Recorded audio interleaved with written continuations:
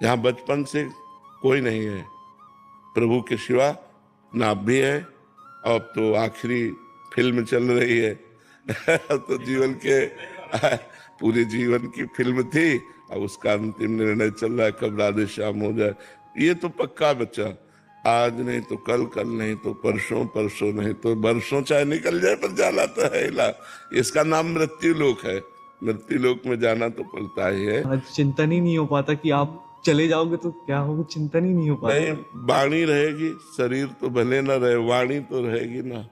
प्रेमानंद की वाणी तो रहेगी ना, वाणी संभालेगी, वाणी संभालेगी। ये बोला जाता है कि हर युग में जो प्रभु अवतरण अवतरण लेते हैं उनका एक कार्य सिद्धि होता है। अभी आपका कार्य सिद्धि पूर्ण नहीं हुआ, अभी हम लोग जैसे लोगों को उद्धार करता है प्रभु जी। अब ये तो भगवान के ऊपर हो सकता है, वो और जिला दे उनकी। वो अभी पूर्ण नहीं हुआ प्रभु जी, अभी बहुत लोगों को आपको रास्ते दिलाना। हम लोग जैसे पतित आदमी को आपने सही मार्ग दिखाया है, अभी कभी ऐसी बात ना करें। एक संत भगवान ने आपको बोला था कि 80 वर्ष तक कुछ नहीं होगा आपको, तो महाराज जी हालत देख के लगती है महाराज जी भी बहुत लोगों का आपने उद्धार करना है हालत देख के लगता है ना।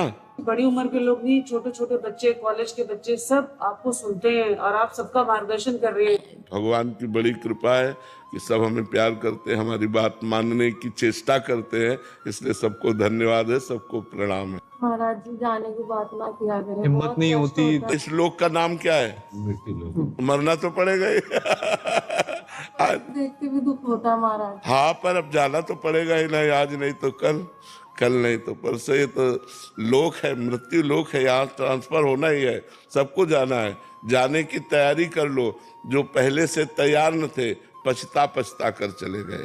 हम तुम सबको जाना है। रहे न रावण सम अभिमानी, हिरण्याकश्यप सम वरदानी, यहाँ सबको जाना है। इसलिए नाम जप करो और भगवान से प्यार करो। जहाँ जाना है वो ठिकाने की याद करो, तुम्हें कहाँ जाना है। जैसे अपने लोगों को है कि निकुंज जाना है, श्री जी के पास जाना है। जब तक शरीर है उनका जस गा रहे हैं, शरीर छूटा अपने प्यारे के पास पहुंच गए, अपने घर पहुंच गए। आए मिले परिवार आपने, हरि हंसी कंठ लगायो, भाग बड़ो वृंदावन पायो। दिव्य वृंदावन हमारे प्राण प्यारे जिनका जीवन भर आश्रय लिए रहे, वो प्रिया प्रीतम प्रभु मिलेंगे तो एक आनंद है। मरना भी आनंदमय है, मरने से सब जग डरा, मेरो मन आनंद, कब मरी हो कब भेटी हो पूर्ण परमानंद, कब अपने पूर्ण परमात्मा से मिलूंगा। महाराज जी आपने एक बार सत्संग में बोला कि सेवा से तन की शुद्धता होती है और सुमिरन से मन की। इसमें तन की शुद्धता का आश्रय महाराज जी कैसे समझें कृपया? हाँ, तन से हमारे पाप कर्म होते हैं। जब हमारा शरीर शुद्ध हो जाएगा तो हमारे शरीर से पाप कर्म नहीं होंगे। पाप कर्म की व्याख्या कहाँ तक करें? जो धर्म विरुद्ध है, शास्त्र विरुद्ध है, जिसमें किसी को दुख पहुंचता है, किसी की हिंसा होती है, ऐसे कोई भी कार्य जिसका शरीर शुद्ध हो गया है उससे नहीं होगा। उस शरीर शुद्ध होने को तो निष्पाप शरीर, पवित्र शरीर, वो जहां चरण रख दे वो स्थान पवित्र हो जाए। तीर्थी कुर्वन्ति तीर्थानि, वो तीर्थों में भ्रमण करता है, तीर्थों को तीर्थत्व प्रदान करने के लिए इतना पवित्र हो जाता है। सेवा से शरीर पवित्र हुआ तो शरीर का राग नष्ट हो गया, मन पवित्र हुआ तो मन की चंचलता नष्ट हो गई। मन और तनय में तो हमारी आसक्ति है, तो हम अनासक्त होकर भगवान से प्रेम करने लगे।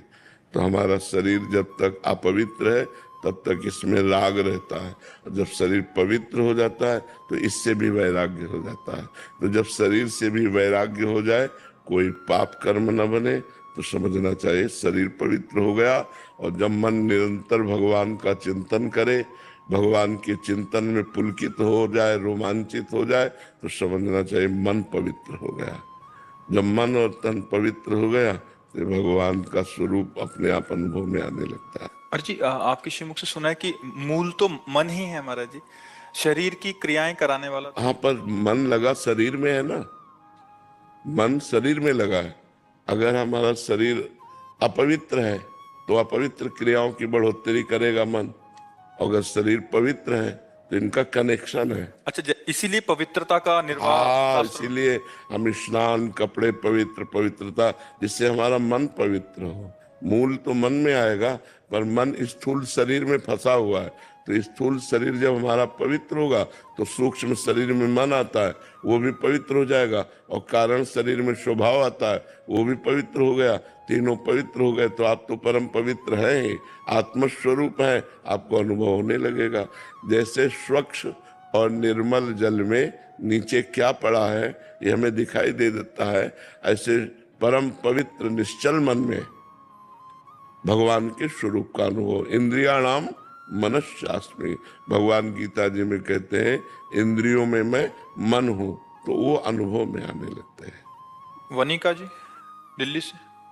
श्री हरिवंश महाराज जी। महाराज जी, आपने जीवन में इतने कष्ट अकेले ही सहे हैं महाराज जी। हम तो कुछ थोड़ी सी भी प्रतिकूलता या फेल होने पे एकदम हारा हुआ फील करते हैं महाराज जी। इस समय में महाराज जी अपने आप को कैसे संभाले महाराज जी? दिमाग में बस वही घूमता रहता है। नहीं तो भगवान के नाम जप में और भगवान के चरणों के आश्रय में बहुत बड़ा बल है। अगर हम भगवान का आश्रय न लिए होते तो हमारी दुर्गति हो जाती। आज भी जैसे कष्टमय शरीर है, लेकिन भगवान के आश्रय में है तो एक आनंद है, एक शीतलता है। भगवान के आश्रय के बिना विपत्तियों से, दुख से, संकट से नहीं हटा जा सकता।